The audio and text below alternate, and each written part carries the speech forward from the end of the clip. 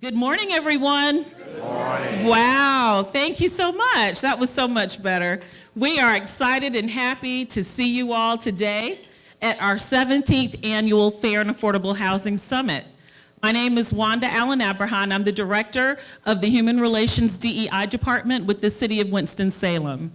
And again, happy to have you back in person. It has been a minute. We haven't had you in person since, 2018, I think.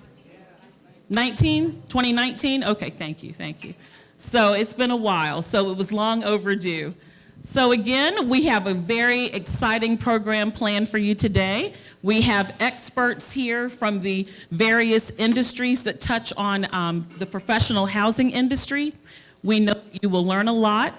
We will be talking about fair housing, of course, because this is National Fair Housing Month.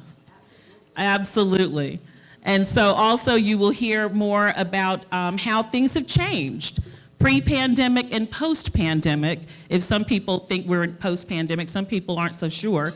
But anyway, since the lockdown, let's put it that way, we're going to talk about how things have changed in the housing market. And so we are waiting on our esteemed mayor to join us. He is running just a few minutes late, but we wanted to go ahead and get started.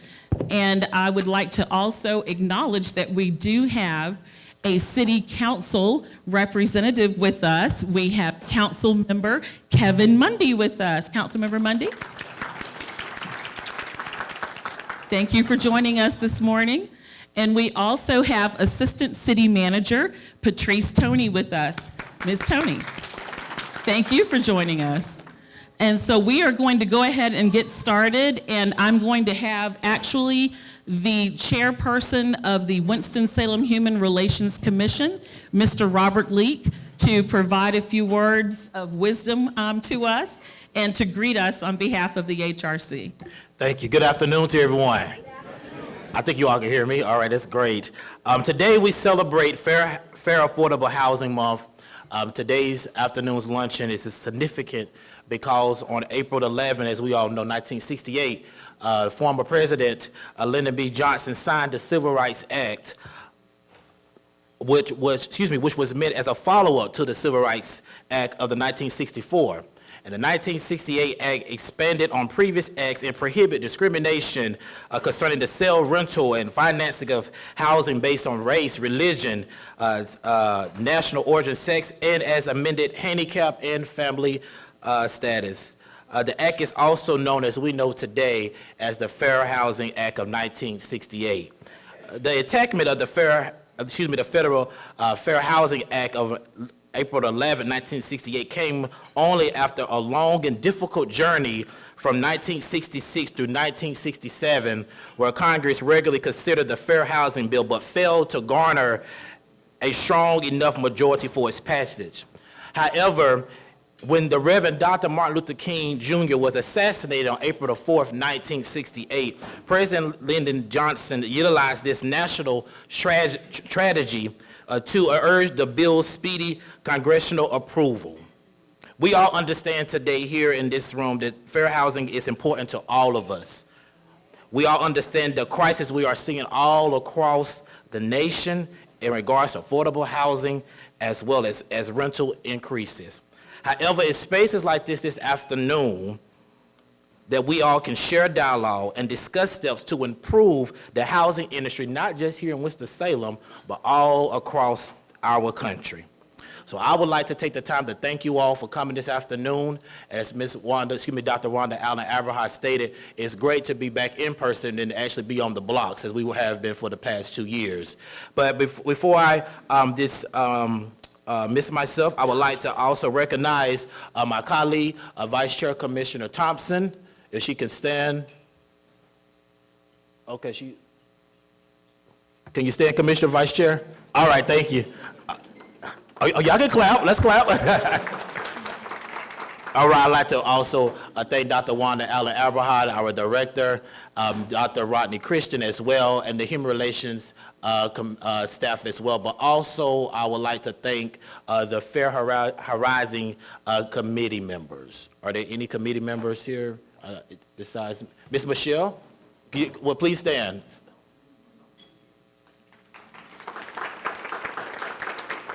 I thought I saw Bianca, Miss Bianca. Okay, you're not gonna stand? Okay, we'll call you out. All right, thank you all so much. Enjoy today's luncheon.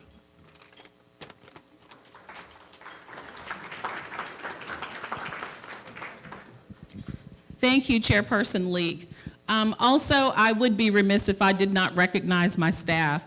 And I know that some people are out in the lobby registering people, but some are in here. So if you are a part of the Human Relations DEI team, would you please stand? It's the easiest way for me to do it. All right.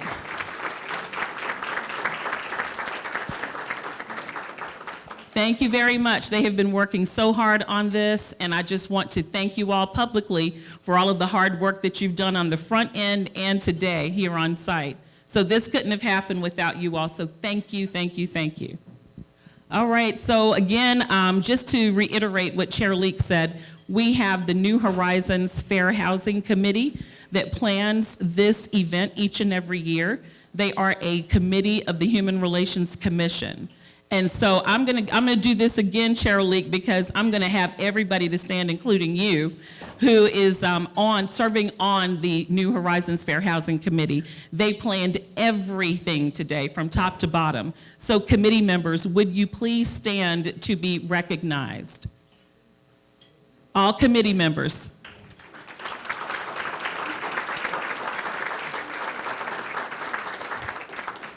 And as you see, they represent a cross-section of organizations in the community, including Piedmont Federal, the Realtors Association, Forsyth County.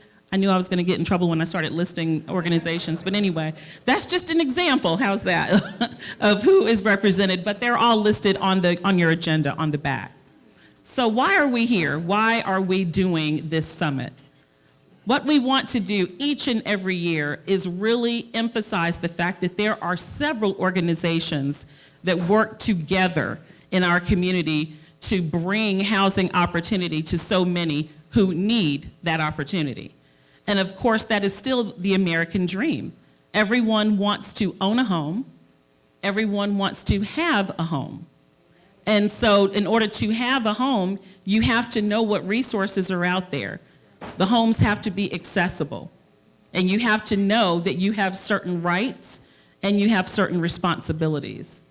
And so the purpose of this summit is to bring together housing industry professionals to talk about updates, trends, challenges, policy changes, changes in the law, and so on over the past year. That is why we convene everyone each year. And you have probably seen on the flyers about the topics that we'll be discussing today. And so again, we have this panel of experts, and they will be talking about all kinds of things. It's not going to be just one particular focus on fair housing or one particular focus on affordable housing. We're talking about all types of topics that overlap. And so please take advantage of the information that you hear today. Take it back to your respective organizations and communities. I do know that we have people here from other communities such as Greensboro and places beyond there as well. So please take this information back and share it, because really this is the time to inquire and to learn. So again, we thank you so much for joining us, and I am now going to pass the microphone to Michelle Mitchell from Piedmont Federal, who has some exciting information to share with us all. Michelle?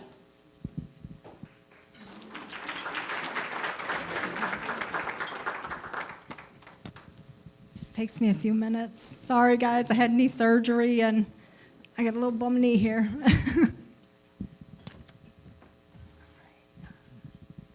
Is this one on here? Can everybody hear me okay? So I get the pleasure of announcing the Breaking Barriers Award this year, and I am super excited to announce this organization. I became known to it through my organization, and when I did a tour of it, I was just like awestruck about what they do. But so I'm super excited about that. The Breaking Barriers Award is presented annually by the New Horizons Fair Housing Committee of the City of Winston-Salem's Human Relations Commission to a community agency, organization, business, nonprofit for the furtherance of fair housing opportunities within the city.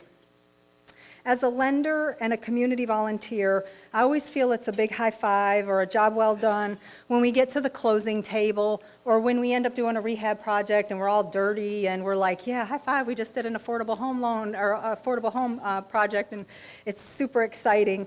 But truly, it's four walls and a roof, right? Like, when we leave there, it's four walls and a roof, which is awesome, but that's all it is until it's filled with love and comfort. And this is why we selected this amazing organization for this award. This local program strives to provide a link in the journey from homelessness to independent living. They partner with 104 community agencies and groups that help connect them with people in need.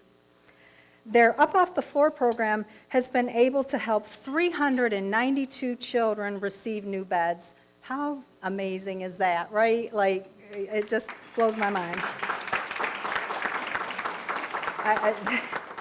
I cannot express what this means to me. But please join me in congratulating this year's Breaking Barriers Award to Green Nest of Winston-Salem.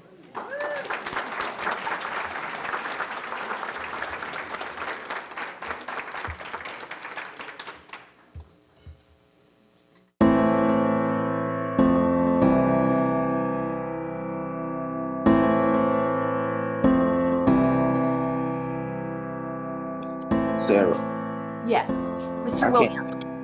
good morning. I can't see anything. It just shows like an S. Let me see. I will start my video.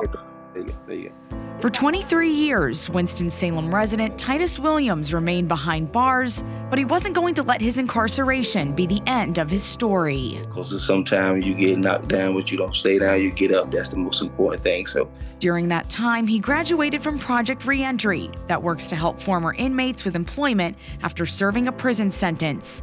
But through that program, Williams also became familiar with Green Nest off Brookstown Avenue. like there were a few things that I needed. I said just to start up, just to get myself together. Accessories such as like chairs or things of that nature, an ironing board, silverware.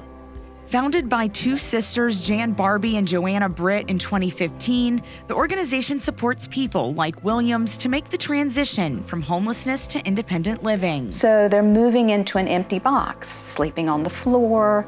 How do you eat? There's no chair to sit in just for comfort. How do you dry off when you get out of the shower?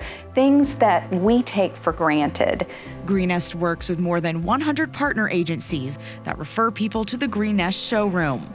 There you can find gently used and new items, furniture, towels, bed pillows, down to your pots, pans, and small electrical devices for a small fee. Those folks get to come and shop for the things they need and want. So choice is a big part of that. We want them to be able to choose for themselves what they want. I'm very appreciative for the opportunity at that point in time to be able to fulfill those needs, those voids, and not feel stressed. So far, Green Nest has served 1,000 families. As for Williams, everything has come full circle. He's working on receiving a business administration degree at Forsyth Tech and starting his own box truck company. This is a place of transformation. We see it every day. We see happy tears on the floor. Sometimes that's ours. It is by far the most rewarding job I have ever had.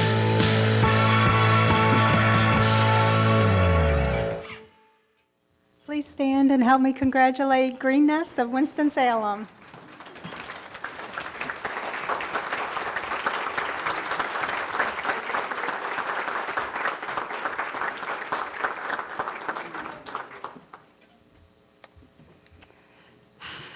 Good afternoon. On behalf of Green Nest Board of Directors, one of whom is here today, Adrian Boone, our staff, and we have Lori Armstrong, our program manager, and the hundreds of volunteers who support our work and mission. Tracy Moore is one of our volunteers. I just had to look around the audience today to see people I knew. Thank you for honoring us with the 2023 Fair Housing Breaking Barriers Award. We're honored and grateful to the City of Winston-Salem's Human Relations Commission's New Horizons Fair Housing Committee for this recognition. The mission of Green Nest, as you heard, is to serve our most vulnerable neighbors with a compassionate bridge to housing needs. At Green Nest, we are breaking down barriers to fair housing by building community with those who don't have it. We do that by helping turn houses into homes with essential furnishings. Community members with abundance, multiples of everything, furniture to spare, people who have furniture even in storage, they share it with those who need it. Individuals and families who, for perhaps months, even years, have been searching for their own home. Once they finally find it, they lack the resources to furnish it with essentials. So they're sleeping on the floor. They lack the tools for cooking. Where do they put their kids' clothing? All the things that we use every day to function and to live. More than 100 community partners connect us to individuals and families in need. A shopping appointment at Green Nest brings together the partner agency case manager, the individual or family who's come to shop, and volunteers who are there to warmly greet and assist our Finally Home participants as they select the furniture they need and want. Four walls do not make a home. Furnishings play a major role in maintaining a permanent, independent living situation by providing participants with a tangible sense of ownership and stability that comes from having a place to return to, a comfortable home to return to at the end of the day.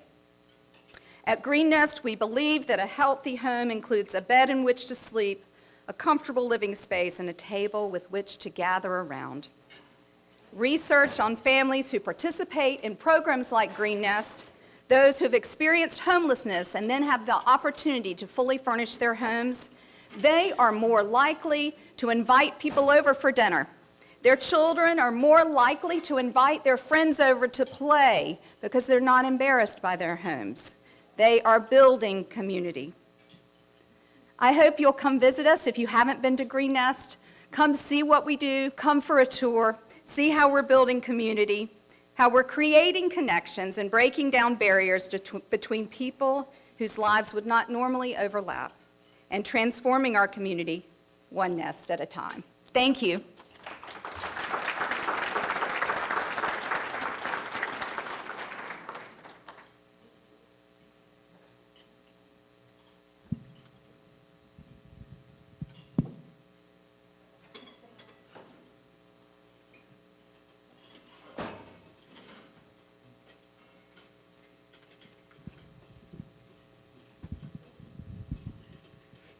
Well, good afternoon. I'm Dr. Ronnie Christian, Assistant Director of Human Relations, Diversity, Equity, and Inclusion. And again, welcome to this great event today. I have the pleasure of introducing our moderator for today, Mr. J. Kyle Haney. Mr. Haney is the Director, Forsyth County Community and Economic Development. Mr. Haney was appointed as the Community and Economic Development Director for Forsyth County in April of 2021, and previously served in various positions within the county since 2013.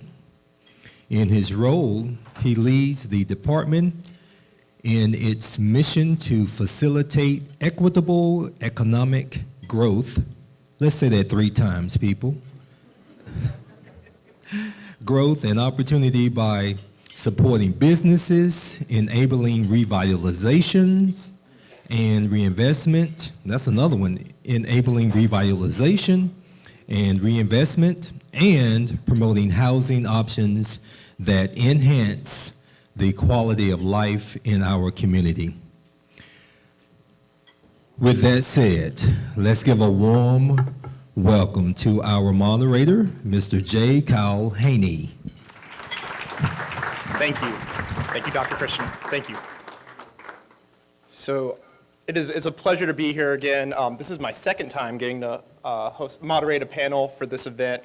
First time in person. I gotta say, I really enjoy this. It's really great to be in the room with everybody here. And thank you for your interest in this event. Our department really does love alliteration, so we try to incorporate that in all of our mottos. My job is really easy today, and that's why they asked me to do it. I don't have to talk that much. I get to ask questions where you guys get to hear from the actual experts in the room here about some of the issues that have occurred in the last year and some of the pressing issues in fair and affordable housing. And so I've got 4 great panelists up here. I'm just going to go down the line with our questions here. We're going to ask questions each, and I will give a brief introduction for everybody. So, getting started here, Ed Sharp. Ed Sharp is the supervising attorney with Legal Aid of North Carolina. Ed's worked at Legal Aid of North Carolina for more than 15 years.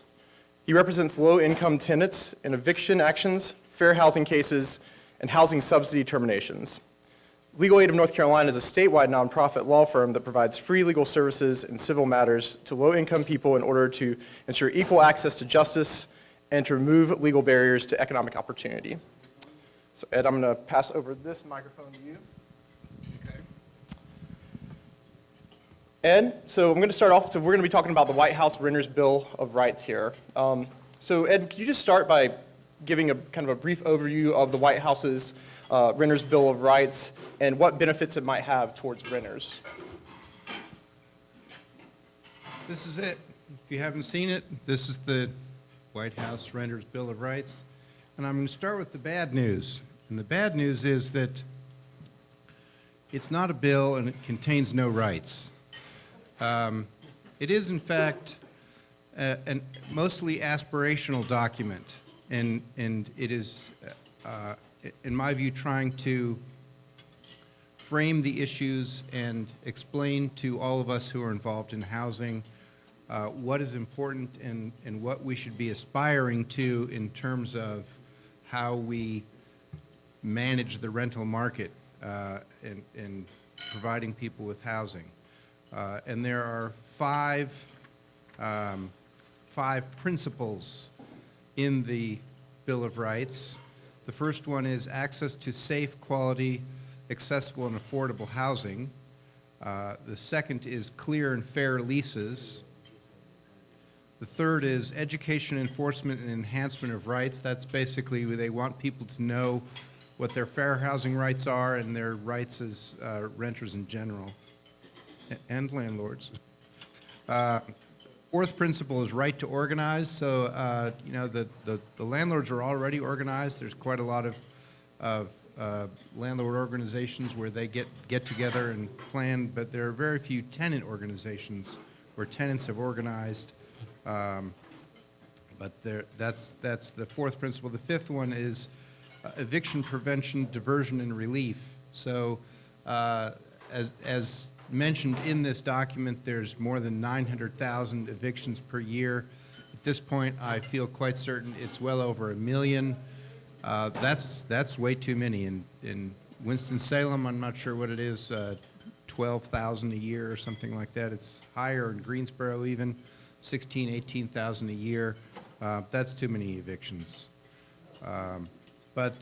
So there are, despite my previous comment, there are some concrete things in here related to housing in addition to just aspirational stuff, and most of that relates to federally subsidized housing, such as public housing and HUD, project-based section housing, and several initiatives related to USDA rural development, and anyway, trying to provide clearer leases, more protection for tenants, that sort of thing. So Ed, I think you're heading right into my next question here. Okay. So maybe just to tee you up there, I know it's a plan, it's not law, but what are some of the procedural protections that are incorporated in that, and how would those benefit renters if they were enacted? Well, if they were enacted, that's...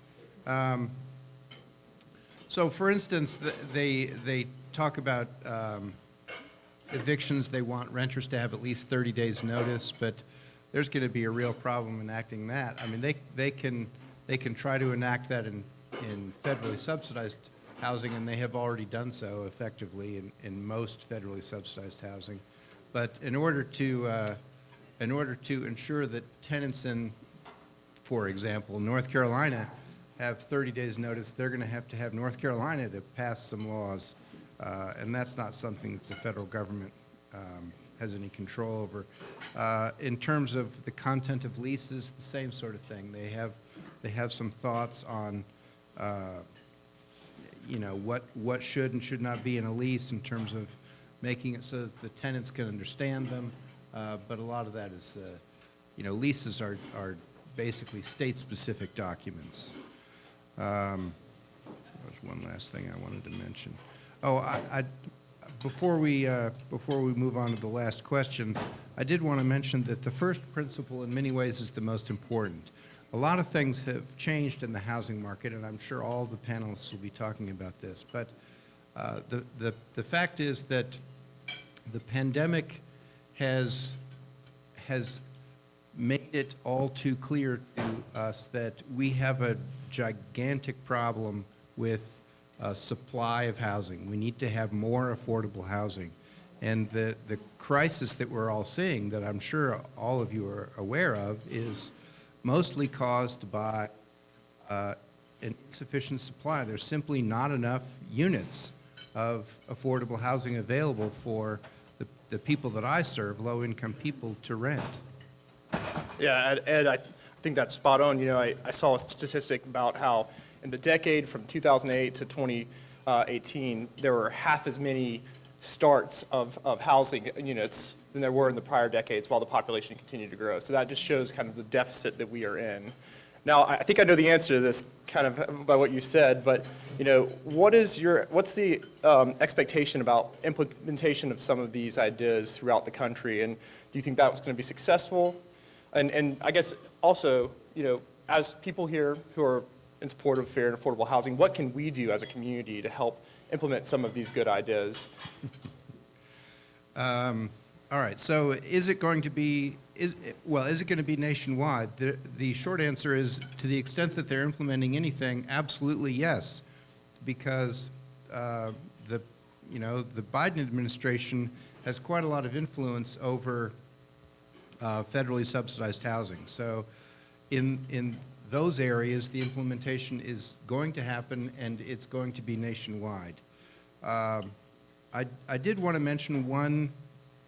Well, maybe I'm stepping on Pope's toes here a little bit, but one of the principles mentioned in here is source of income discrimination, which to me is code for landlords refusing to take Section 8 vouchers. Because if your rental income is from a public housing authority, such as the Housing Authority of the City of Winston-Salem, then and a landlord rejects that voucher, that is a type of source of income discrimination. And as is clearly stated in here, it's not illegal. But because it's not illegal, therefore that discrimination is extremely common. Again, it's not illegal discrimination, but it's becoming a major crisis because people with housing choice vouchers are not able to find enough landlords where they can use those vouchers. And we've had not in Winston-Salem, but we've had representatives from housing authorities. When we got into an argument with them about a particular client, they say, well, fine, we'll just issue a new voucher, but there's no way that your client's ever going to be able to use it. There's simply nobody in this particular jurisdiction that I won't identify that's going to rent to them. And I thought that was, well, at a minimum, very demoralizing. So making source of income discrimination illegal would be a gigantic step forward. And that is something that the state of North Carolina could address if it wanted to. Ed, thank you so much. Certainly a lot of information in that blueprint. I don't know if you want to pass that around for everybody to take a look at, but no, absolutely, you can get it online. Yeah. Well, so I did see in the meantime that a distinguished guest has entered. I didn't know, Mayor, if you wanted to come up and just give a few words to the group.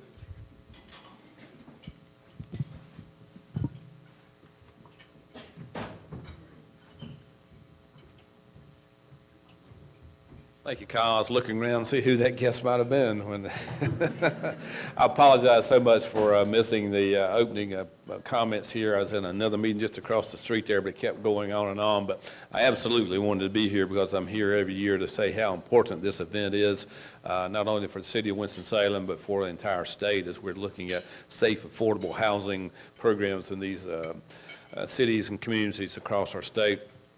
Winston-Salem is totally committed to it. We work very closely with our Human Relations Department, with our good friends in Forsyth County, and really trying to pull together collaborations to make sure we're meeting our needs.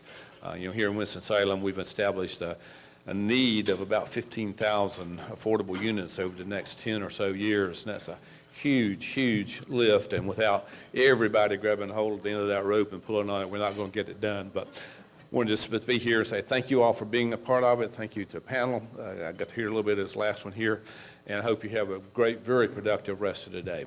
Thank you very much. Thank you, Kyle. Thank you, Mayor. So we'll go down to our next panels here. Clement Little is a realtor. He's been in the real estate business since 1986. And he's been awarded many accolades from Allen Tate Company in the past year, including the H. Allen Tate Jr. Award, the Barbara Tate Award, the Insurance Partner of the Year, Chairman's Circle, and Legends Award to $50 million from $25 million in closed production. So quite a panelist we have here. And Clement, I appreciate you being here. And we're going to be talking a little bit about affordable housing pre-pandemic versus now. So I got a couple questions for you. And I guess just to start here, could you kind of give us an overview of what the pre-pandemic market looked like and post-pandemic overviews of how housing access and affordability have changed? Okay, pre-pandemic. During the pre-pandemic, we had quite a bit of inventory, and we have enough houses for any buyer that was looking for a house, that wanted a house, could buy a house. Just a matter of them getting qualified for a loan, okay? As time passes, we approach the pandemic, and during the pandemic, prices escalated tremendously. They just went out the roof. They skyrocketed, and therefore start creating a shortage in inventory. So with this happening, it created a tough situation for us as realtors to find houses for buyers, especially like 250,000 and below. It's practically almost like finding a needle in a haystack. So, and I've been in the business for over 35 years, working the existing market, and also as a general contractor, I've done that over the years. And I started off in the city of Winston-Salem doing new construction, and that wasn't the issue of just finding buyers. We had plenty of inventory, a lot of new construction starts, and so things happening for us satisfying the market. But now we have a insufficient market, a market that is hard to find a buyer home. And also my fellow other realtors that I work with, they're having the same problem. Most of them saying they got 2 or 3 buyers that cannot, that's qualified now, that cannot find a property to purchase. And also want to mention that in some cases, it's taking 1 or 2 years for a buyer to find a house, and that's qualified. So we got a big deficit or inventory problem right now. And as I was talking to Bianca the other day, she was saying, I was telling that she had a pool of buyers, and she said, no, I got a lake of buyers. So, ocean is that big a deal right now. But anyway, hopefully we can work something out to try to improve this condition. Absolutely. So obviously the home buyer market has changed tremendously, and I know that really has an impact. We've worked with a lot of people over the years with down payment assistance, and really getting into a house, a lot of times their mortgage is less than what they were paying in rent. Right. And it really creates affordability in housing. So what's the takeaway of kind of where we are now and affordability of housing when it comes to home ownership? And well, most people like the American dream to purchase a home, and it's about that quality of life of owning a home, and people really, really want the home. And the reason is that they want to have a stake in the community by owning a home. And in some cases, I work with the older client, senior clients, and they say, hey, I want to be able to leave something for my family. I want to leave some real estate. And a lot of them are disappointed right now because it's hard for them to find. And so we continue to search different mechanisms, different ways to help them get qualified to purchase a house. And the city has some great programs, and currently I'm working on a project where we building houses for less than $250,000 to help out in some of the gap shortage in home purchases. So Clement, I know, we've got some I hear a lot from people, there's a lot of new houses being built. Mm-hmm. And maybe that's true, but they're not being built at a price that's affordable. With the market where it is there an enhanced role for local government or people in this room in building affordable housing as opposed to the private market? Yeah, I think the local government should continue to offer the programs, some of the programs they're doing now, and also even more, and also work, collaborate with private developers, lenders, in order to create more programs to help low to moderate income buyers with the purchase of a home. I feel that everyone should have the opportunity to purchase a home. Again, it's an American dream, and I feel that we need to figure out a way. We can do about anything in this world, in the United States of America.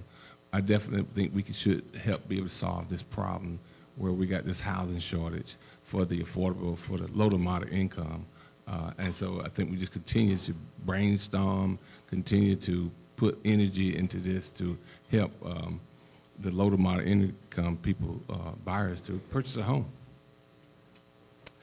Thank you so much, Clement. We appreciate it. So I'm going to move on to our next panelist now, Hope Williams. Hope is the supervising attorney for Legal Aid of North Carolina's Fair Housing Project. She represents victims of housing discrimination across the state. She's worked with Legal Aid since 2006 and previously was a staff attorney at Texas Rio Grande Legal Aid. Before joining the Fair Housing Project, Hope handled special education cases for students in public schools and immigration cases for victims of domestic violence and trafficking. She spent several years at Legal Aid's centralized intake unit, where she advised clients in a wide range of civil law matters and supervised Legal Aid's fair housing intake and advice cases. Thank you so much, Hope, for being a part of this panel. And what we'd like to talk to you a little bit about is affirmatively furthering fair housing, the rule, specifically the appraisal discrimination. So I've got a couple questions for you. I guess starting out, how will the affirmatively furthering fair housing rule roll out nationwide? And tell us a little bit about it. Sure, thank you for having me today. So the affirmatively furthering fair housing rule is a regulation that is being proposed to implement the Fair Housing Act's requirement that government entities that are getting certain funding affirmatively further fair housing as part of their work, which means actively do things to address historic patterns of segregation, promote fair housing choice, eliminate inequities in access to housing and related opportunities, meaning not just the housing, but make sure the housing has access to schools and grocery stores and other things that are community assets. And so it's not just part of fighting discrimination through filing complaints, but it's taking actions as part of using that funding to stop the patterns of segregation and to remedy that. And so the Fair Housing Act was passed in 1968, and it took them until 2015 to have an initial rule. That rule got repealed during the last administration. And so now, once again, we have a rule that has been proposed. And the notice and comment period just ended yesterday, so it's still in process. And so in terms of how it will roll out, first we need that final rule to be implemented. We do have an interim rule in place right now that was passed in 2021 that has a lot of similarities. But once it's passed out, once the final rule is finalized, the expectation is for these program participants who are getting this funding, like community development block grants and other funding, public housing authorities, to create equity plans as part of their consolidated plans to show how to analyze the fair housing issues in their communities and to come up with priorities about how they are going to address them as part of getting that funding. So it sounds like, local communities are going to be held to this. They're going to have to come up with plans. We are an entitlement community here in the city of Winston-Salem. We're going to have to implement this. What kind of costs could be anticipated for enforcement of these plans for local governance? So HUD doesn't think that there's going to be significant new costs related to this regulation because doing this type of planning was already part of the development of consolidated plans before and the public housing authority plans. And so there's going to be cost, but the idea is that HUD is really trying to simplify the process. And so the hope is that with the technical assistance and with the data that they provide, it'll be less expensive for program participants to develop the information they need for these plans, and they can focus more on the outcomes and the goals. And it is a plan, and there was the original rule was passed in 2015, and it did have some burdens on especially smaller program participants. And so they are responding in many ways to the problems that they identified before in the hopes to make it easier and more streamlined. And to the extent that there are costs, the idea is that those costs are going to be offset by the societal benefits that this type of planning will have to address segregation in the housing community. And so, Hope, I guess a part of that is, talking about appraisal discrimination here. What is this going to do? Is there a national plan of action for addressing appraisal discrimination? And what are some of the policies and practices that are already in place around appraisal discrimination?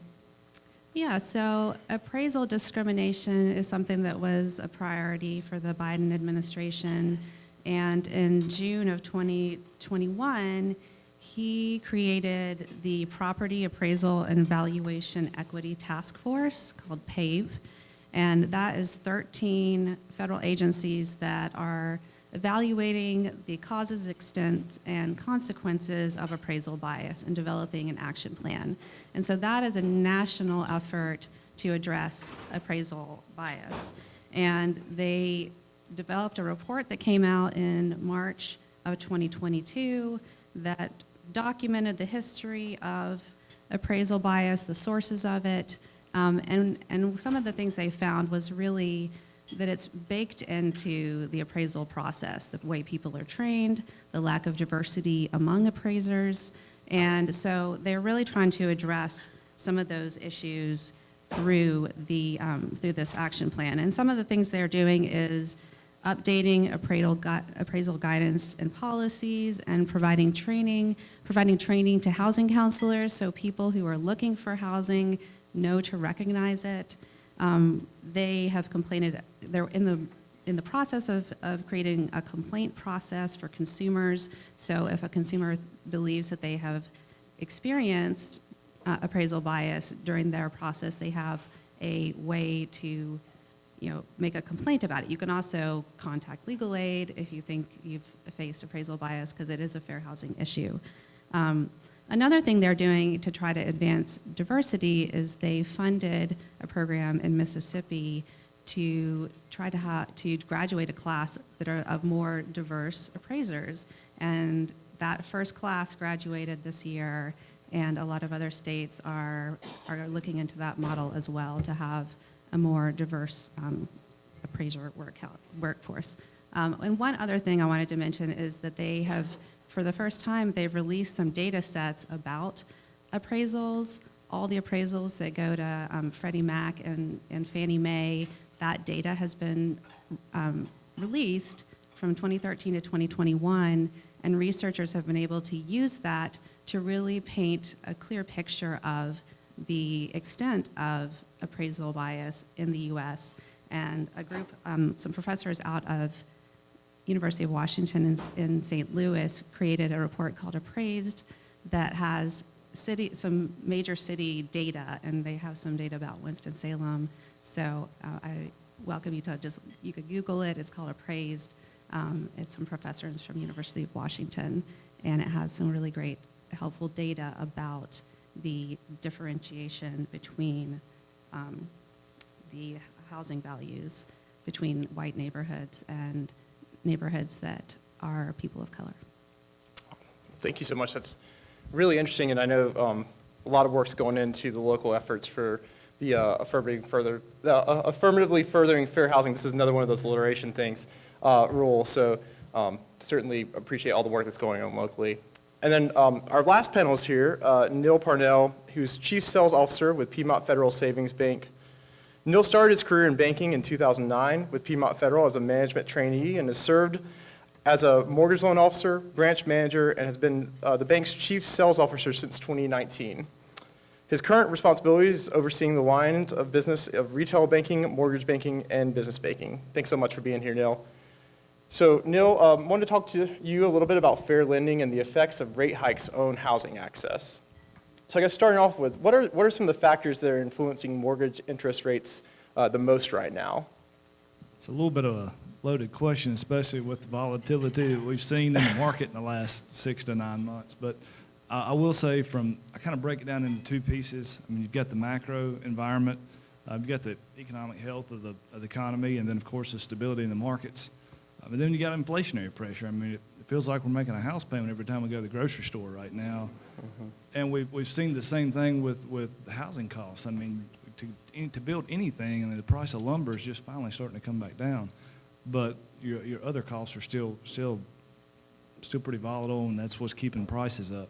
And then of course the Fed and their actions. I mean, it's their actions to try to loosen or tighten the monetary supply. It's been a big shock. I mean, if you look at the Fed funds rate over the last 50 years, this has been the quickest and quickest volatility and the strongest that we've seen rates increase in probably the last 50 years. I mean, 425 basis points of an increase in 6 to 9 months, it's unheard of. And it's a shock from consumers to businesses. I mean, as homeowners, we don't know how to adjust to that in the monthly mortgage payment. I will tell you that that's why you're seeing a lot of demand come back for adjustable rate mortgages right now, because as consumers and homeowners, we're willing to take the chance of what rates would do in 5 years to be able to make the house payment now and to have a little bit of ease in the actual monthly payment. So we're still trying to get accustomed to these interest rates, and that's what's putting a lot of pressure on affordable housing.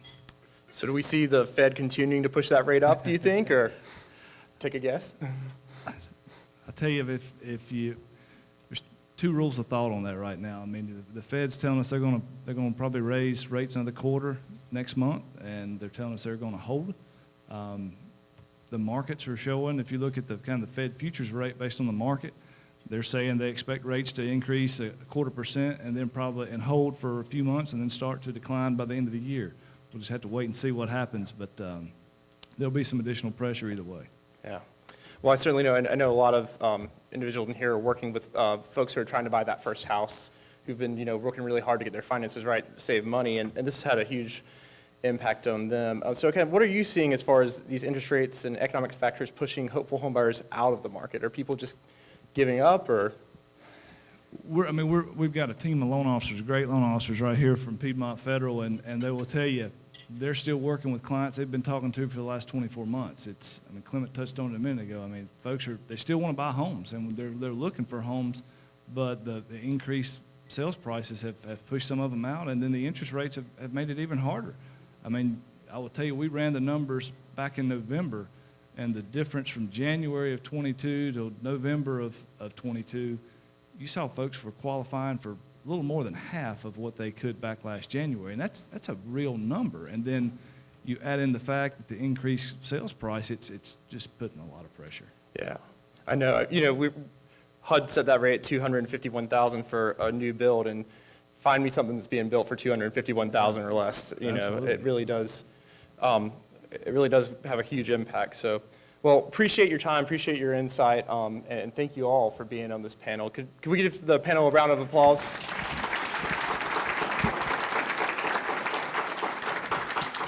So I do think we have a little bit of time now for questions. If anybody from the audience, and you can ask all the panelists, or you can talk to one of the panelists who you wanted to ask about that specific topic. But anybody in the audience have any questions they want to direct? All right. I'll tell you what. Oh, thank you. Thank you so much. Just raise your hand if you have a question, and I'll come to you.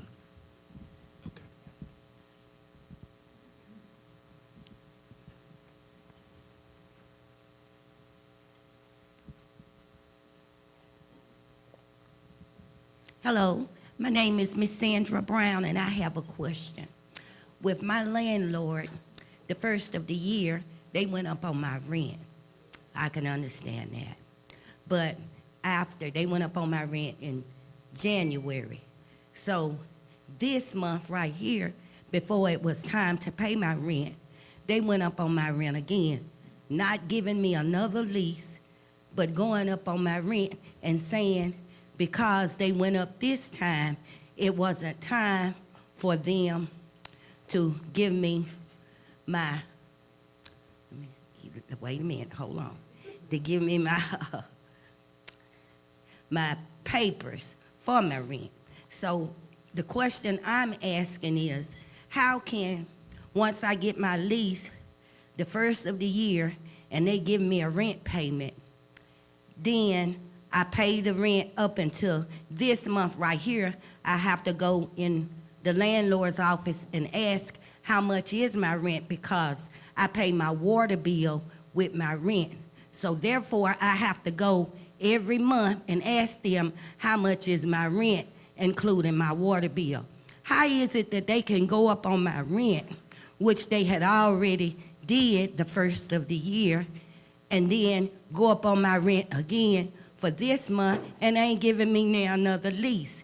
To me, something is wrong with that picture, because if I pay X amount of dollars for this month for my rent again, then to me, they throwing me back, because if I'm paying high rent for this month right here and they ain't give me another lease, then something is wrong with that picture. They just taking money from me. So is it anybody up there on the panel can help me out with this situation, because God don't like ugly.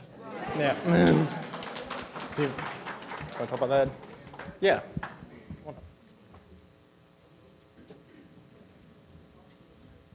It sounds like your lease went month to month, which means that every new month is a new lease. I got a year lease for my rent. I got the paper. I have the paper and everything, but they went up on me almost $200 again for this month. Now, who is to say they not gonna go up next month on my rent? Something ain't right. I need some help from somebody. Well, God gonna help me, but somebody down here need to help me too. If you have a year lease, they are not allowed to raise your rent during the term of that lease, because it's a contract, and both you and the landlord are bound by that contract, and they may not raise your rent during the term of that contract. Now, once it goes month to month, every month is a new lease effectively, and they can make you an offer, which is pay us extra money or leave. You know. Well, in that case, what your landlord is doing is illegal.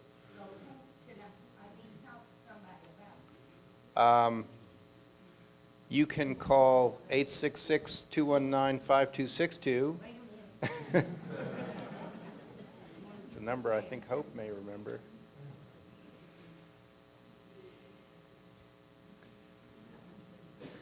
Hope, do you know the SLP number? Okay, what is the number again? 866-219-5262. That's the legal aid helpline. It's based in Raleigh, and you can talk to them. Unfortunately, we've had some funding difficulties ourselves, and they are not fully staffed, so it can sometimes be a challenge to get through to them. Call, have your phone on speaker, do something else. It's going to take a while to get through to them, but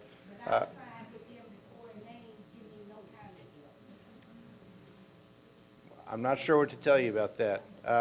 You can also call.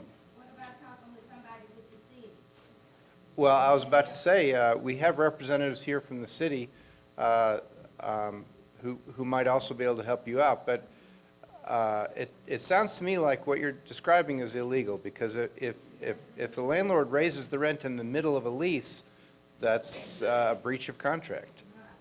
We've got someone coming your way right now who's going to be able to help you out, actually. So I know in a room full of people who care and work on this issue, we're going to be able to find a solution on this. Any other questions we have? Yeah. Hello, this is Marta Ciordia, and my question is, how can a borrower or a lender identify when there is an appraisal bias?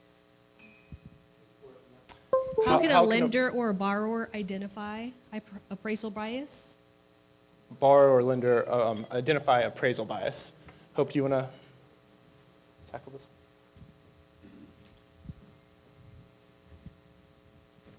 Thank you for your question. So there's been a few cases that have been reported about how appraisal bias came to light. And, sometimes it's just based on a sense that a house is being undervalued when you get an appraisal. I'm not sure what that noise is. But for example, there was a big case out in California where a couple got their house appraised, and they had done significant renovations, and as we all know, house appraisals have gone way up, house costs have gone way up, and yet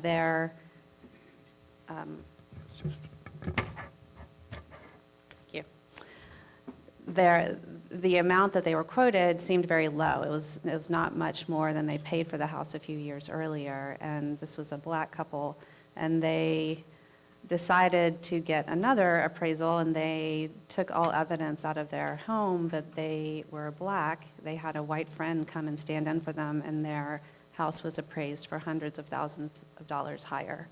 And so, and it's not the only case. I mean, there's another case pending right now in Maryland, similar situation. So part of it is people just asking questions about the value that their house is being appraised at. And what is happening is that the appraisers in those situations have been using comps from neighborhoods, not the neighborhood where the house is, but other neighborhoods where people of color live.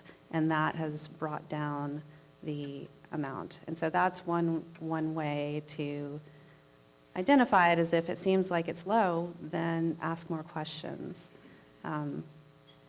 That's what has been happening out in the community. But they're also trying to do more education and identifying it and just recognizing that it's happening and seeing the data, that the difference between the values in neighborhoods of color versus white neighborhoods, it just raises some red flags. So, thank you for that question. Any other questions? Yes. Good afternoon. I'm Carissa McDaniel. Good afternoon. I have a twofold question. Now, I'm very appreciative of the panel. I appreciate the mayor being here, the conversations that we spoke about. But I feel, as a resident citizen of Winston-Salem, that the discussion was high level, way out there. Now, this lady here talked about her situation, and I feel for her. But although I'm not in her situation, I don't feel hopeful as far as a city that what we are discussing is a right now plan. I feel that this discussion that we had today, it was needed. I appreciate it. The law, the president, it's all big, big, big. But now, in my heart, I don't feel that I have something to take to help my fellow brother or sister that's in the community, that I can give them some hope. That's one. Number two, the city of Greensboro and other neighboring cities have taken on tiny housing. Where does the city, what can we do? What is the take of us creating a tiny house community, something that is affordable for the citizens of Winston-Salem can live? That's the two thing. Thank you so much. So, I'm not sure if anyone on the panel wants to answer that, but you know, I can say you're in a room full of people who are working every day trying to solve these problems. These are problems like we haven't seen before. I mean, I think the effects of 2020, you know, even just looking at the programs we're running on first-time homebuyers assistance, you know, we were always looking for people to put in houses, and now we're looking for houses for people to go into. And you have a wait list of over 100 people who can qualify for a bank loan but can't find a house. Could I interrupt you for just a second? I want to ask if Marla is still here. Yes, I'm here. Marla, could you take a stab at answering some of those questions? I think we do, Kevin Mundy with the City of Winston-Salem. Marla Newman is with our community development. We do have some right now things that we're working on. One is building affordable housing, offering incentives. That's not a right now thing. It's 6 months, a year from now, because it does take a while to build. But we do have some assistance programs. As to building tiny houses, I will tell you that I'm one of the lone voices on the council that says everything we're doing is wrong. We are not the city that we were 10 years ago, 20 years ago, 50 years ago. We got to stop thinking like baby boomers. And everybody looks at me like I'm an idiot when I say that. But I'm telling you, if you ever listen to a zoning and planning meeting, nobody wants to change anything. The reason we can't do tiny houses is because we're not zoned to do tiny houses. Well, guess what? You can change the zoning, but not when nobody wants to change the zoning. So, because they don't want to change. People don't like to change. So what you can do as a citizen is find out who your city council person is and tell them that you want change. And then what's incumbent upon us is to go to the zoning and planning folks and say, we want change, because we don't have to accept the recommendations. And I will tell you right now, if we don't change, 50 years from now, Winston-Salem is going to be that city that used to be a decent city. We've got to change, folks. So tell your city council people to change.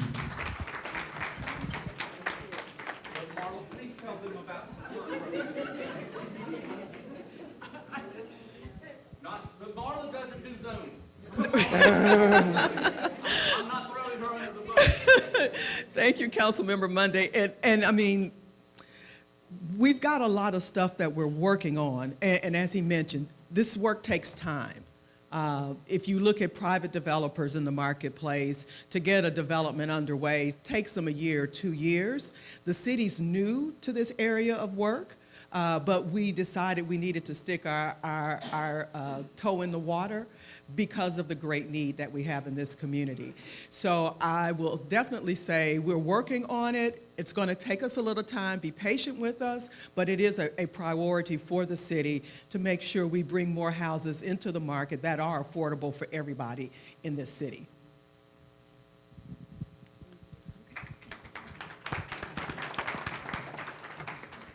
Hello, everybody. I'm Arletha Patterson with Partnership for Prosperity, and we work with communities throughout the city around housing. And I wanted to bring up a couple of experiences that residents are having in the communities, and one is around tenant protection. Residents are experiencing a lot of harassment in certain communities, especially those with Section 8. Where the apartments are not being repaired to where then Section 8 will come and require that they move. And of course, we know throughout the city, there's not anywhere for them to go. What I want to talk about is the opportunity to to increase the legal representation for those that are in low-income communities, because we know once they are evicted, it sets them back another 7 years. So I know that there has been some legal aid and some of the other groups that have worked around legal representation for those in low-income communities, but I want to impress how important it is that that is increased, because we see so many evictions this year that could have not, they didn't have to be. If someone had stepped in and helped represented those in those communities, we could have found another way to work with them. I wanted to lift that up. And then also, we have some communities, I don't really want to call out the ones in particular, that are really being harassed by the property management, where they don't have water and heat and things like that at this very moment, which is, for one, illegal, but for two, they don't have any recourse. The legal aid and everybody, they're already tapped because of capacity, but we are just in an emergency situation in this city, and the ones that are affected, they can't get any help. Partnership for Prosperity, we do what we can, but we are a very small organization. United Way has been great in what they're doing, but it's been hard. So I wanted to lift that up and to say legal representation for those in those communities, because they are going to be, it's going to continue to be more evictions, more retaliatory actions, and those are the most vulnerable.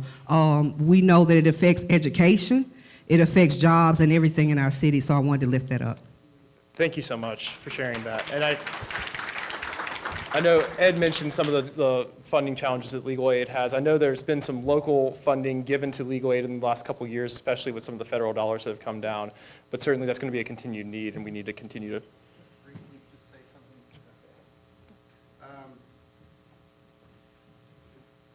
One of the things that we try to do is help people to the extent possible defend evictions. We're a law firm. We understand the landlord-tenant laws better than anybody else, and we want to, when we can, when there's a defense, we want to be able to go into court and represent people and try to defend those evictions. If you're facing eviction, you definitely do need to talk to me. But we are. The statewide law firm is going through a difficult time right now, and we're trying to change how we do intake. So in the meantime, and I'm about to throw Emily Thompson here under the bus, but we have a landlord-tenant clinic that we hold at DSS Tuesday mornings. In fact, she was just there this morning. If you are facing eviction and you can't get through to our centralized intake unit, go to DSS. That's where Emily's clinic is, and bring your court papers, and we will try to do a local intake. It's not part of our regular business model, but it's sort of becoming part of our regular business model because we don't really have any other choice. If you're facing eviction, we at least want to talk to you, look at your court papers, hear your story, and see if there's some way we can help you. And the easiest way to get in touch with us, unfortunately, is to, instead of calling the number that I gave you earlier, is to go to DSS on Tuesday morning from 9 to 12 and talk to Emily. And I think Keone James also participates in that clinic. Anyway, so we do want to help, and you know, I'm sorry that we're having the troubles we're having, but we do want to help people who are facing evictions, and you know, if anybody can untangle the puzzle, if there's any kind of defense, we're the people to do it. And Ed, if I may jump in, I know we have Daniel Joyce here, who is the managing attorney with Legal Aid of Winston-Salem, and of course the rest of the staff that you mentioned. But we do have a partnership with Legal Aid currently for eviction diversion. And so anyone who's facing eviction can also get in touch with DEI department. You can get in touch with us or with Legal Aid, but if you are having a hard time getting through to Legal Aid, get in touch with us, and then we can refer you over to Legal Aid, and that may expedite things just a little bit. And so Daniel, did I miss anything that you might want to mention? We're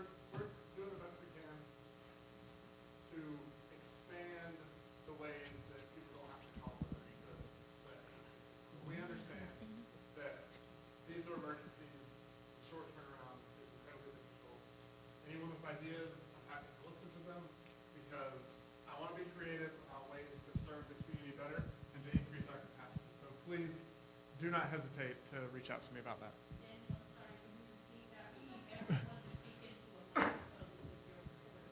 Okay, I will start again, so you have to listen to it twice. We are trying to be very creative and expand the ways that we can serve those in the city and the county and the surrounding counties that we cover. The ways that we are trying to do that are this local intake clinic, but there are other ways that I haven't thought of because I'm not the smartest person in this room. So let me know what ways can connect better with the community to get them to know that we exist, to know what we can do. One of the realities is that I was trained as a lawyer, not as a marketer. So I want to get the word out about us. I want to let the people of our community know that what we can do and find better ways to serve our community, because I know there's a huge need. We have limited resources, but I think that we can all do better if we work together about it. So please reach out to us, reach out to the city. It's important. These are emergency situations. People facing eviction, it's not something that they can often put off for a couple days, we know. So we want to act quickly and respond as quickly as we can. Thank you. Any other questions? Awesome. Good afternoon. My name is Ada Harshaw, and I'm with Financial Pathways of the Piedmont. One of my questions was, is the city budgeting to have additional funds to evictions? We are having across the city a lot of stories just like this lady where rent has increased tremendously from, they may be paying $800 and the next month, less than 30 days, they're paying $1,100. So in those aspects, I'm just wondering, has the city thought about doing any additional funding for this type of thing through DSS? I'm going to look for someone from the city to answer that. We really have concentrated on,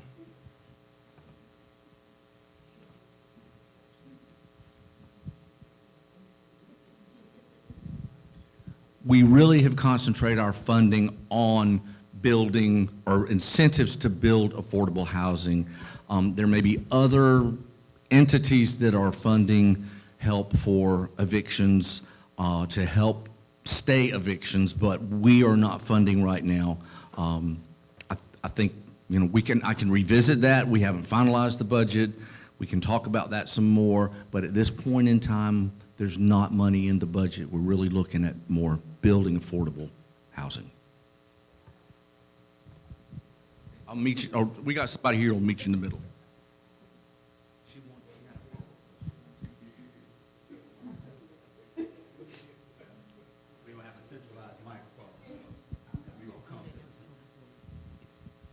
Good afternoon. My name is Barry Murray. I work with the Neighborhood Improvement Department of the City of Durham. And part of my responsibility is to give people resources for alternative housing. So in regards to previous incarcerated individuals, I was wondering if there's any promising programs out there that are speaking to temporary housing for those individuals. Thank you for speaking to that. Does anybody?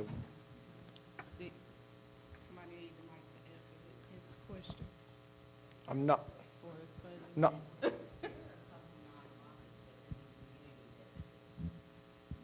I'm coming your way. I pick up where I'm needed.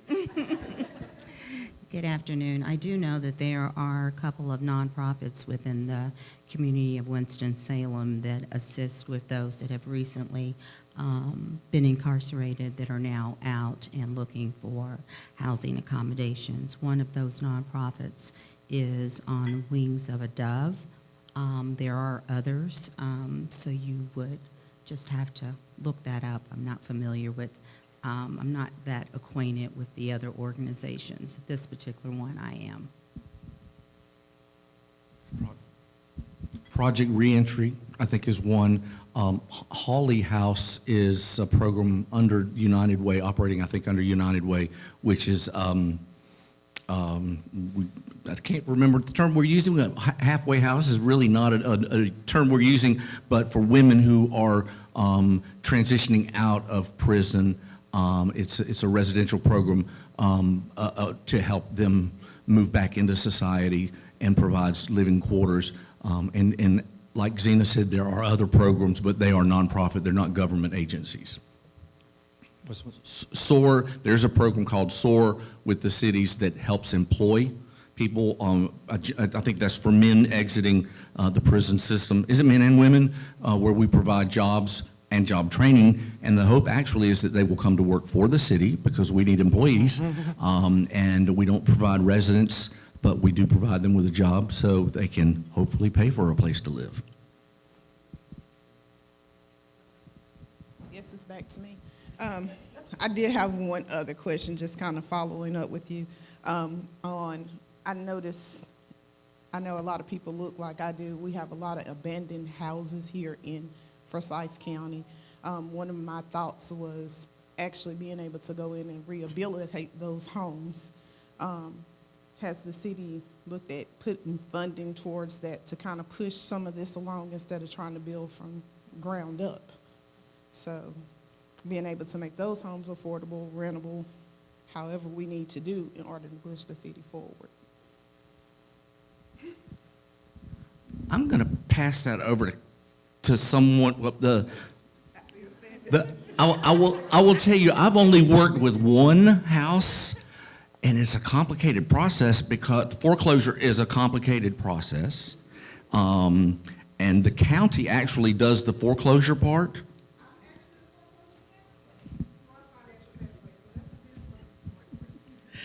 So with regard to the abandoned and dilapidated houses in the city, actually the city does have a list on our website of some of those properties that have been even identified or slated as potentials for demolition.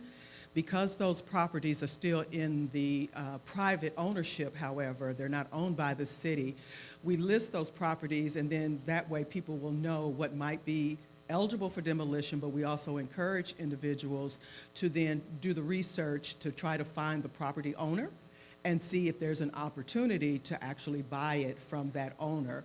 If that house has been put on the list as coming up for a potential demolition, either before council has passed the formal demolition ordinance or even after, there is a mechanism where once the property is purchased and they want to make sure that they've cleared all of the liens and so forth, that then you can come to the city and get what's called a voluntary demolition assessment or agreement, voluntary demolition agreement, where they will put the demolition on hold to give you an opportunity to fix up the home. But the reason it's a voluntary demolition agreement is because if the home is not repaired within a certain period of time, then the city can still move forward with the demolition. So that way it keeps people from buying the houses, getting a stay, if you will, on the demolition, and then they just still sit there month after month, year after year. So the city, well, yeah, but you got to do two parts though first, right? Because we don't own the house first, but once you buy it, then there has been a process in the past where you could apply for some rehabilitation assistance. The program is it's changing currently, and so you would have to just follow up once again you look at actually getting a house to then see where the program stands and if that program is still available either with the city or through Forsyth County. One of the things is primarily, again, if you will be the occupant of the home, then it makes it a lot easier to get some of the support. But those programs have limitations or caps on how much can be provided. But I would say that if that's something you were seriously considering, I think you would actually reach out to the city once the property is purchased and things of that nature. Then they can guide you, either the city or Forsyth County. Thank you, Marlon. And I'll just kind of tangentially on that, I think, we certainly do have an issue with abandoned residential properties in the city, in the county, elsewhere. And one of the things that we've run into a lot is just aired property where, someone passed away, no one claims that house and it sits there. they've become dilapidated, and I know there's a lot of situations where somebody wants to buy it. Well, you can't buy it because nobody knows who owns it. So one thing that we have done is actually, there's a different foreclosure process that the tax office is starting to work on, in-rim foreclosure. Yeah.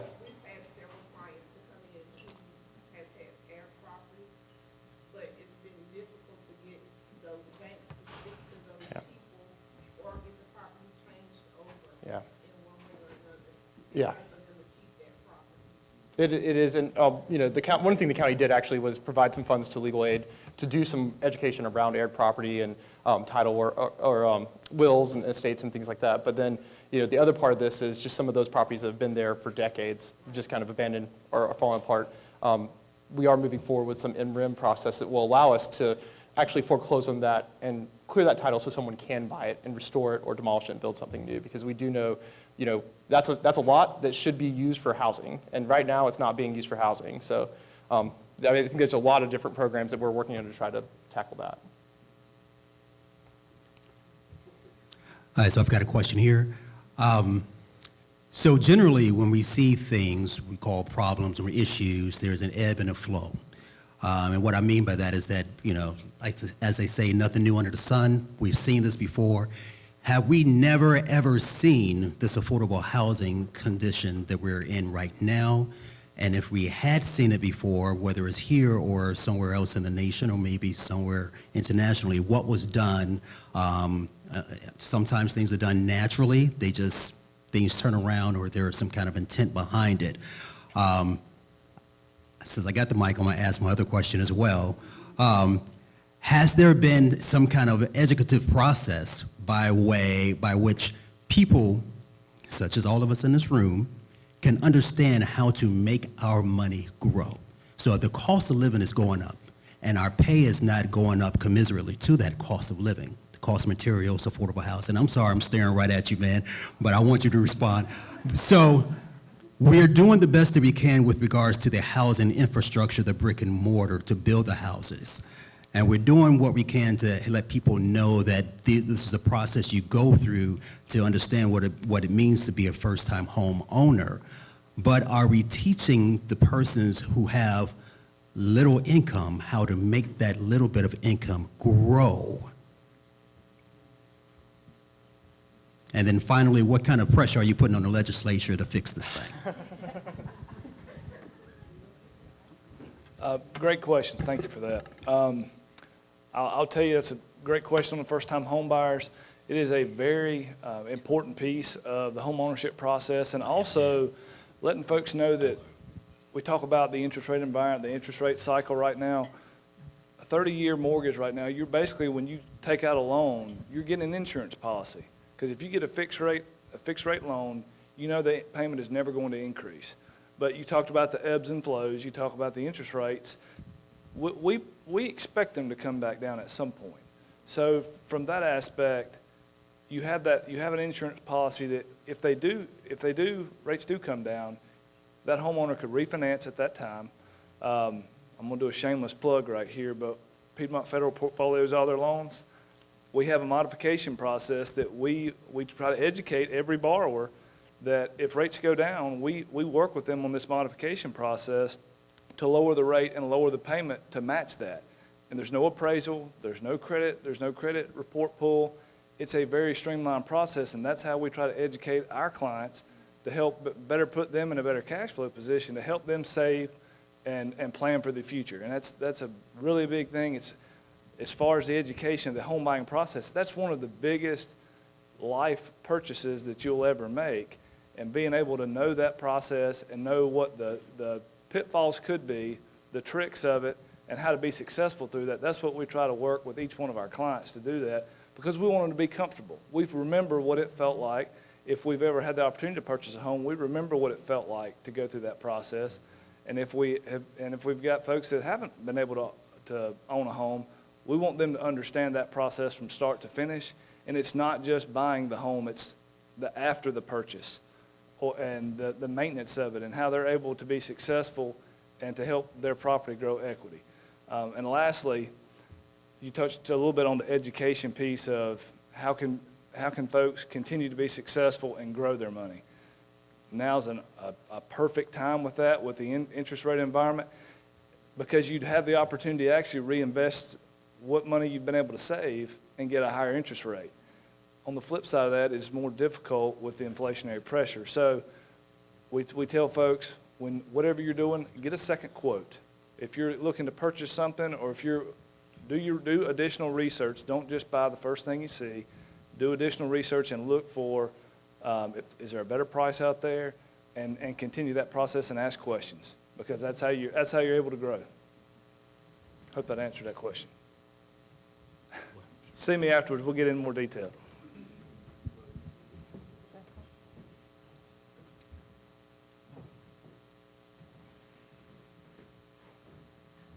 There's many programs out here for us helping people, such as Sharon Thomas is here today, the financial pathways, where people can go in and which we refer them to at Allen Tate, me and the team that I work with, so that they can teach them some skills about budgeting money, maintaining the home once they buy it, how to improve the credit score. So there's a lot of things out there to help clients. It's just a matter of being I guess, advertised, publicized more, where people can find out about these different programs that can help people change their financial situation. And so, and then the other thing is that the amount of money out here for down payment assistance out here through the program that Cal and Bianca got. You can get up to 25% of $251,000. That's $50,000 plus another $15,000 or $20,000 down payment assistance. So there's a lot of opportunity. And one of the opportunities I'm working with me and Taretha Gardner, who's on our team, is that we're trying to work on, we have a community, and we're trying to attract as many people in low to moderate income that can price in new construction less than $251,000. And so also we're looking at lots that's in the city, vacant lots. We've done that over the past years, where we find vacant lots and build houses that's affordable for people to buy in that low to moderate income range. So there's a lot of opportunity out there. And so I think the key thing now is spreading the word. A lot of people don't know.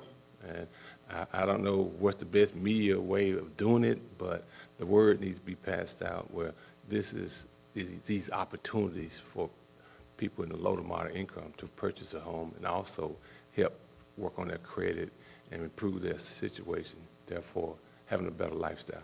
Thank you.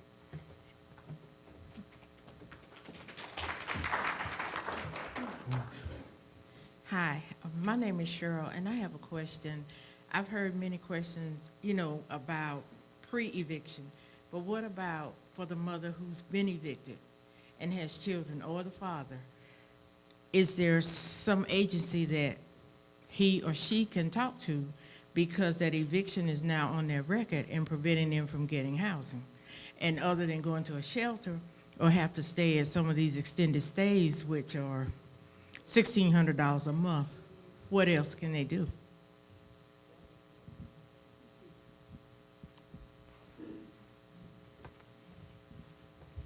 Anybody want to?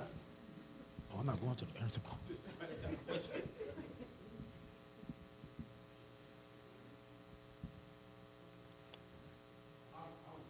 Thank you. No one from the panel can.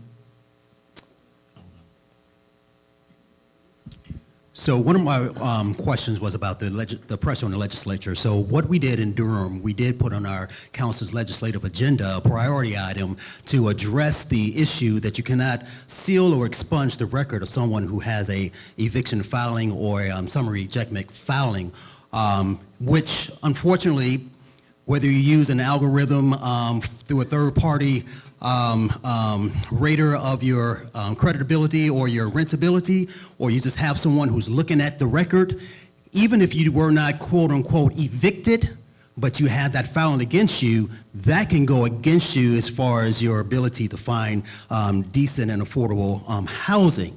So putting pressure on the legislature is one thing that we need.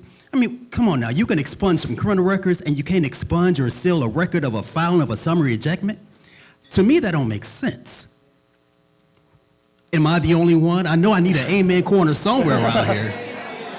It doesn't make sense. So we need to make it make sense for those who make the decisions, and the decision makers need to be empowered by the voices of people who understand the ramifications of not being able to find decent and affordable housing. Okay? With regards to other issues that people who are evicted face, you lose what? Your furniture. You lose connections to the community that you were in.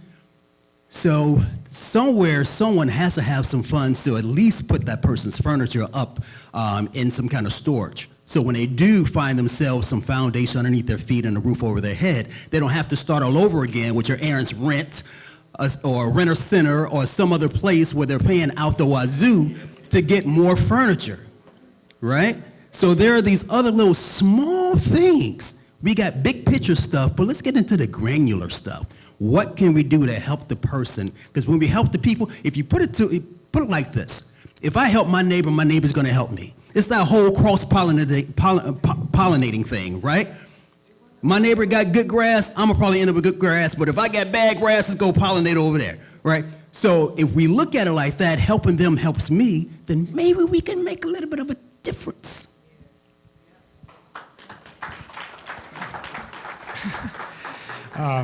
So I have two questions, or maybe a couple compound questions. And by the way, just for my colleague in Durham, the answer about the modeling of scaled affordable housing, the greatest example right now that I know of is in Indonesia. The methodology behind how that occurred is a little draconian. I would just say there was a lot of burning of structures. Whatever, that's a theory. Anyway, but if you want to look at a really strong global model for affordable housing, Indonesia is probably the leader, besides some European entities. But for Ed, I'd like to ask the question about the source of income discrimination. We've talked about it as part of our groups. But locally in Greensboro, we're seeing some asylee, refugee attached funding, as being, obviously that's their source of income when they're entering, they're getting settled in our region. Are you seeing that on a statewide level, any kind of discrimination related to that type of funding? And then my other question actually is for you, if it's okay, Mr. Parnell, regarding the Biden administration's new push to, I'm just going to say in layman's terms, penalize people with better credit in the mortgage, in the lending rates, to subsidize people with poor credit histories or irresponsible credit pasts. How do you think that's going to affect future building? Because single-family high-end homes, those rates get affected, and therefore multifamily and affordable single-family starter homes are going to be probably stalled, especially if there is sort of lumber banking, which is going on, which I've talked to several builders who are doing a lot of that right now. So your question, and then if you wouldn't mind, his question.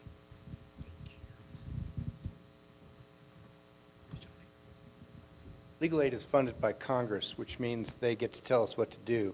And one of the things they tell us is that we, at least in the housing field, cannot represent non-citizens. So nonetheless, we see quite a lot of source of income discrimination. What you're describing sounds like it could be national origin discrimination, or at least have a disparate impact on national origin. So that might be a fair housing violation. But not only can we not represent non-citizens, but we also can't lobby. So all of the brilliant ideas that we have pretty much every single day, we cannot go to the legislature or any other legislative type body and try to lobby for those ideas. Hope, did I miss something?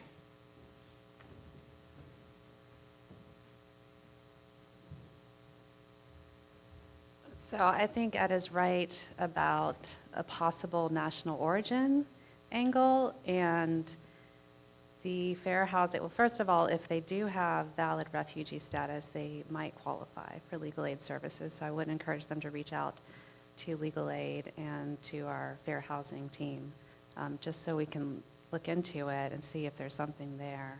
Unfortunately, there is not source of income protection in North Carolina. Some municipalities around the country have passed that. So we don't have that as a fair housing protection in North Carolina. It's something that I know a lot of people are looking into and working on. But I do just wanted to say that I think the national origin angle there would be helpful, and it might be something that fair housing could look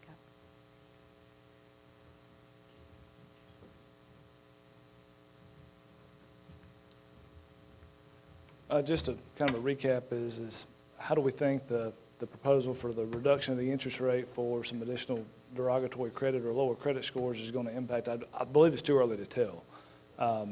We've had some discussion, of course, over the last few weeks about how this is going to impact. I mean, there's some frustrations with it, of course, right now with the proposal and when it will take effect. I also think it's the premise behind it. I mean, you're trying to lower the cost to make home ownership more affordable, and I think the right principles behind it, but I think it's going to be too early to tell to see the total impact. There's going to be there's some other impacts that are not being discussed. I mean, from an investment standpoint, when you take these mortgages and package them up and sell them, there's got to be some subsidies there to offset the credit risk if there's a lower credit score that's not being discussed. So I do believe it. I'm not answering your question, but I'm telling you what I believe. It's too early to tell. I don't believe all of the total impacts are being discussed.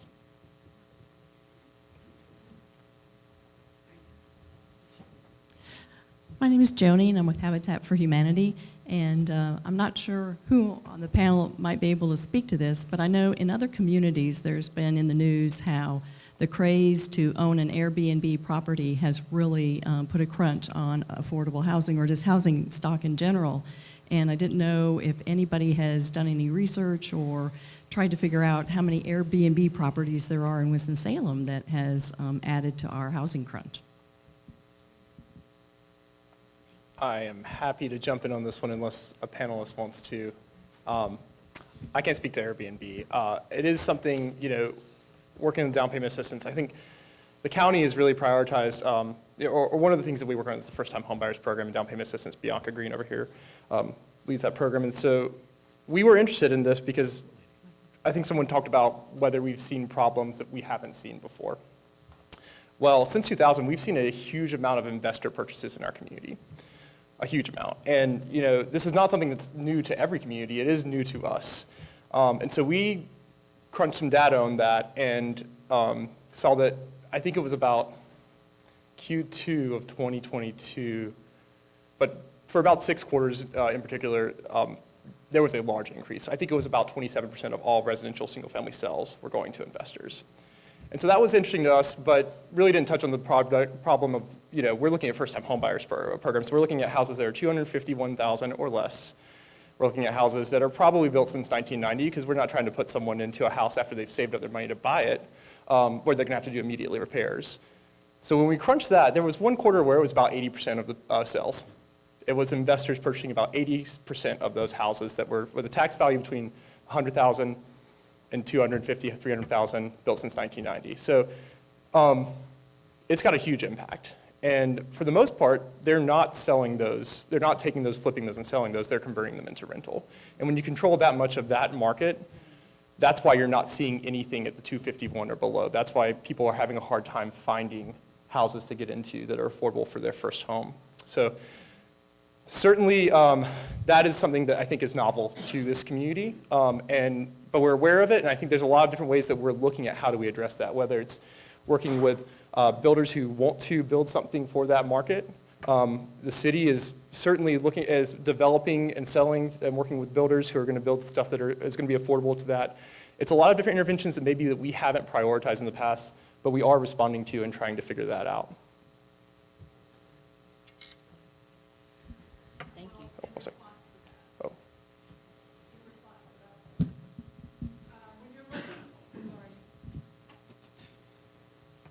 Can you hear me better now? No, it's just kidding. In response to that question, when you're specifically talking about Airbnbs and not just rental properties, the Airbnb's main competitor are hotel chains.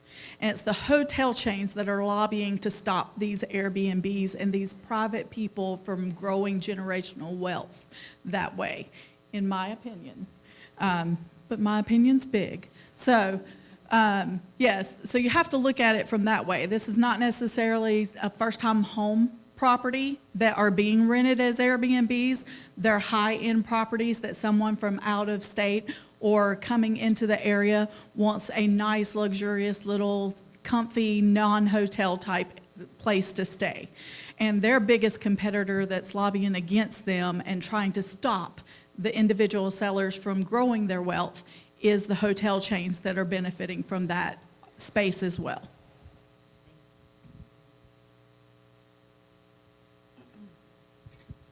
So Partnership for Prosperity at United Way, we've also been working with communities that are mostly homeowners.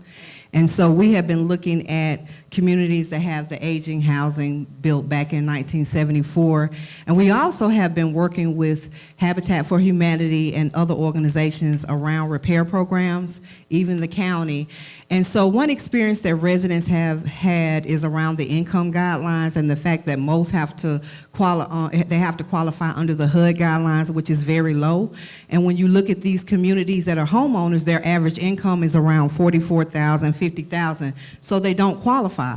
And so that has been the issue with the communities we've been working with, because they went around and vetted every single program in the city, and the ones that they can qualify for is the capacity issue. So I want to lift up opportunities for more funding for programs like Habitat for Humanity and the other repair programs with the county.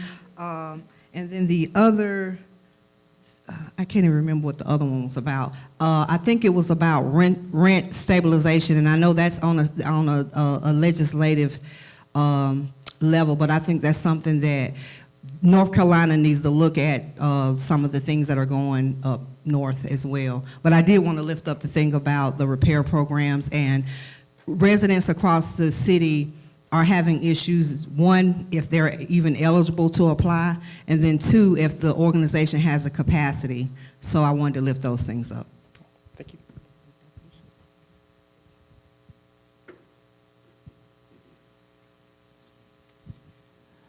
I am Adolfo Brasino, and I work in our department, the City of Winston-Salem Human Relations Department. Just wanted to make this annotation. The Housing Justice Act is an ordinance passed by the City of Winston-Salem last year that protects source of income, but only if the landlord has received money from the city. That was my annotation. Thank you very much.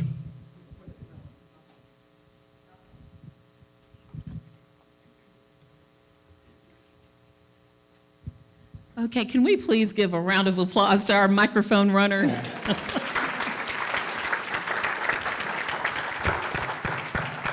Chairperson of the Human Relations Commission, Mr. Robert Leake, and also Commissioner Carrie Wiggins in the blue. Thank you so much. And so at this point in time, Kyle and I are going to wrap up.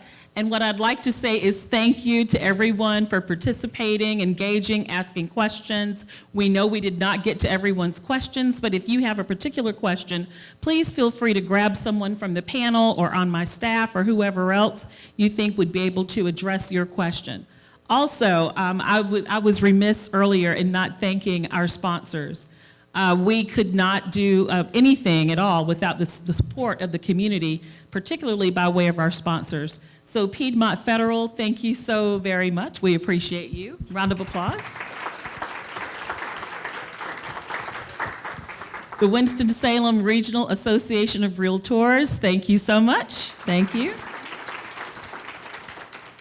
And for Forsyth County Government, we'd like to thank you as well. And we also have the Housing Authority of Winston-Salem. I don't think they're represented here today. They had a conflict with a big program they were having, but I'd like to thank Hawes as well. And Power Up. We'd like to thank Power Up. I know we had a couple of people here from Power Up, so thank you so much for your sponsorship. And of course, with this being a fair housing program, we acknowledge and thank the U.S. Department of Housing and Urban Development, also known as HUD. So we appreciate HUD for supporting this. And Kyle, did I forget anything? Thanks again to our panel, right? Absolutely.